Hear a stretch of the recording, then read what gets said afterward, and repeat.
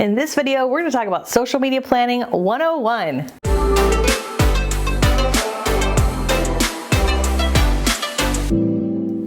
Hey everybody, Katie Lance here, and I'm excited to share 3 of my favorite tips for getting your plan in place once and for all. So whether you're watching this at the end of the year, beginning of the year, this is going to be timeless advice that's going to help you get your plan in order and take your business to the next level. All right, let's go. Before we get into the tips, one of the things I want to share about social media is rented ground. Social media is rented ground, and if you've got a pen and piece of paper, write that down, because as much as I love social media, heck, we're in the business of social media, we don't own any of those platforms.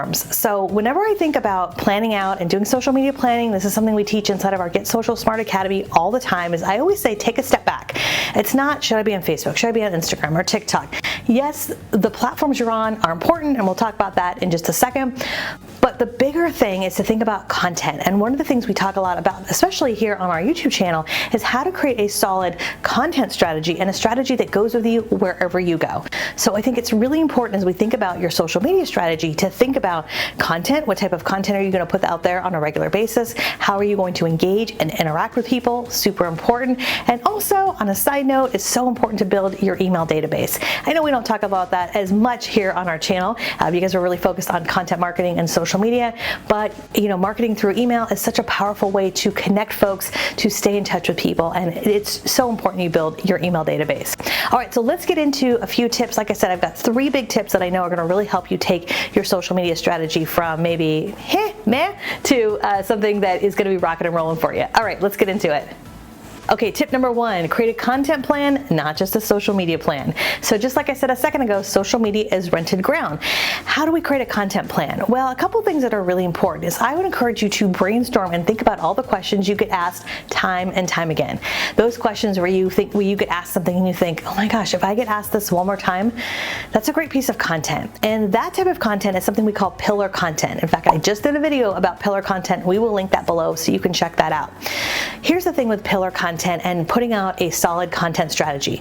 When we're talking about content, I'm not talking about just listed, just sold, open house content. Now that content's great. That's more promotional content. I'm talking about content that's educational or informative. So things like who pays for what, or how to find a lender, or the biggest mistakes people make when they're buying their first home, or just all those kind of sort of that basic, but sort of questions that we get asked time and time again. So when you create a content plan, that type of content, you're not going to go viral. You're probably not going to get a million hits about your video about relocation, but that type of content really builds over the course of time. It's the type of content that works for you 24/7 when you're sleeping, when you're on vacation. And what's really beautiful about building a content library is really a couple things. First of all, now you have content to share to multiple platforms. You can share that content today. You can share it again 3, 6, 12 months from now, especially if it's evergreen or timeless. You also have a content library, so when you're having communication with your clients and they ask you one of those questions where you think, oh my gosh, if I get asked that one more time, you can answer them. And you can also say, oh, by the way, I also have a whole video about that, or I have a playlist about that. And let me just tell you, that really adds to your credibility, right? It's also a great way to attract people who don't know you. Oftentimes with social media, I don't know if you've ever experienced this, but sometimes it feels like an echo chamber. Have you ever gone on Facebook and you feel like the same 3 people are liking all of your posts, and one of them's your mom or your best friend? So a way to expand your sphere is to start really thinking about a solid content strategy. Tip number 2, time block. So you can have a great content plan, but if it is not on your schedule, if social media and content creation and engagement is not on your schedule, trust me, it's not going to happen, right? I have worked with social media and folks using social media for years, and even in my own business. If it's not on the schedule, it's probably not going to happen. So when it comes to time blocking, I want to give you a few recommendations and kind of break this down. I'd recommend you time block at least 10 or 15 minutes a day. This is going to be the time where you respond to notifications, you respond to comments, and I would recommend too, don't just like comments back. If you posted something yesterday and you got 3 comments, comment back to those people. Why? Well, every social media platform has an algorithm. When you comment back, you're creating a conversation. Have you ever noticed on Facebook or Instagram, oftentimes you'll see posts from today, but you'll see posts from 3 or 4 days ago? Why? There's still a conversation happening in the comments. So when possible, go back, comment back, and you are going to get more people to see your content. That's a tiny little thing. Also, in those 10 or 15 minutes a day, you're going to respond to all your DMs, all your direct messages, because when done right, guess what? That's where the business comes from. That's where people are messaging you going, oh my gosh, I saw your video. I have a question about this. And that's where you really turn likes into leads, is it happens in the DMs. But if you're not there, if you're not answering, if you think about the whole reason why we do what we do is to get business from it, right? So you've got to answer your DMs, take at least a few minutes a day to do that. Also, in those 10 or 15 minutes a day, I want you to do Focus 5. Focus 5 simply means go through your feed and look for 5 posts that really speak to you. Maybe it's something funny or poignant or interesting or informative, and I want you not just to like it, don't be a drive-by liker, but take a few minutes to like, comment, and interact. In fact, I would encourage you to leave a meaningful comment. A meaningful comment is a comment that's at least 4 words. So instead of saying great pic or congrats, you might say, wow, that's a great pic, Julie, where'd you take that? Or happy birthday, Joe. What do you have fun planned for today? You see how that feels different? I use their name, I ask a question. So that's a small thing that makes a big difference. And let me just tell you, you can have a great content plan, but if you're not engaging or interacting, you're probably not growing. So if you're someone who's been watching my content for a long time and you're already posting a lot of content, but you're not getting more followers or business or any traction, one of the first things I'm going to ask you is how much time are you spending engaging? So time blocking daily, time blocking weekly, I would say 30 to 60 minutes once a week. That's where you're going to post content or schedule content. I love using Meta Business Suite or Hootsuite or Later.com. These are all great tools that are free. Some of them do have a paid version, but you can schedule out some of your content. We don't want to set it and forget it. We don't want to automate everything, but look ahead. For me, I usually do this on Fridays. I will look ahead and go, what's coming up next week? What do I want to post? And having a few things scheduled will lead to consistency.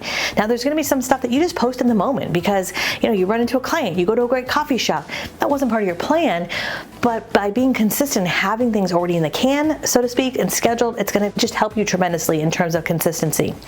The other piece of time blocking is monthly. I highly encourage you to set aside 2 to 3 hours once a month where you're going to create content. That might also be the time where you edit content. That might be the time that you write captions if you're doing a lot of video content. You've got to take some time to do that, right? Creating content takes a little bit of time. Some people do it on the fly, but honestly, I've been doing this for years and years, and I can tell you that the difference between what we do now versus what we did a long time ago is I make it a priority. Every single month we set aside an hour or two where I'm recording a lot of content, and sometimes when I record content, I'm not editing on the same day. Now, full disclosure, for our YouTube videos, we have an amazing video editor on our team who does a lot of does most of our video editing for long form video, like what you're watching right here. But if I'm just recording short reels, a lot of those I edit myself. Setting aside time in your calendar, I think, is important. So setting aside a couple hours a month to record content. Again, if you're doing any kind of editing, set aside time for that. That's often 2 different parts of your brain, the creative part and the editing part. And you might also set aside a little bit of time where you're writing out your captions or social media posts. So you've got it all in one place. I know, again, a lot of you might use ChatGPT to help with that as well. So get it on your calendar, right? Social media is rented ground. You've got to spend time engaging. And number 2, you've got to spend time really prioritizing it. I think the mistake a lot of people make when it comes to their social media plan is they have a plan for, okay, Monday I'll post this, or Tuesday I'll post this. But the other part of your plan is, when are you going to do the other work? When are you going to create? When are you going to engage? When are you going to edit, right? So both of those are super important. Tip number 3, be intentional. This is the name of the game. You have to be really intentional. I joked a second ago, like, don't be a drive-by liker, but we've all seen people do that. Heck, I'm sure we've all been guilty of that, where we just like jump in like a bunch of things and then bail. So being intentional means, taking the time to leave meaningful comments. It means, connecting with people in our feed, but also, especially if you're in real estate, searching out other folks who may not be connected to you yet, especially on Instagram. Instagram is a great platform to search out people who are hanging out at your local country club or at your local restaurants or at your local parks, and engage with people who may not know you yet. You know, that's the beautiful part about social media is it's free, right? Unless you're placing advertising. What costs is, of course, your time. So what happens a lot of times with social media is because it's fun and because it can be a time suck, we often think that it's not worth the time, or we don't put it in that same bucket as lead generation or any other type of marketing for our business. So it doesn't mean yet that you can't have fun, you can't spend a little bit of time scrolling TikTok if you'd like, but ultimately when you're on social media for business, be intentional, be focused, be strategic, and stick to your plan. Having that plan, having that consistency makes a huge difference.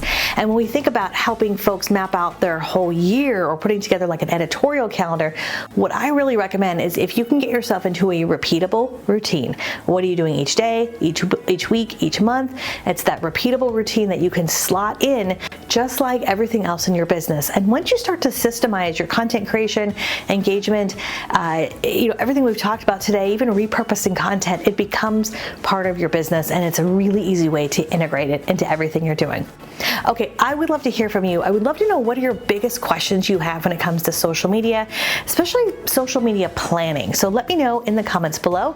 If this is helpful for you, we'd love if you'd hit the subscribe button and the bell button as we have new videos that come out each and every week. And if you're looking for additional resources, we would love you to go to our new website, katielance.com. It is newly updated. We've got lots of great resources. Specifically, I'm going to point you to our free resource library. So go to katielance.com/freebies. Make sure you check out all of our free resources. They're really going to help you take your social media to the next level. All right, I can't wait to see what you create. Can't wait to see what questions you have. And until next time, we'll see you soon. Bye for now.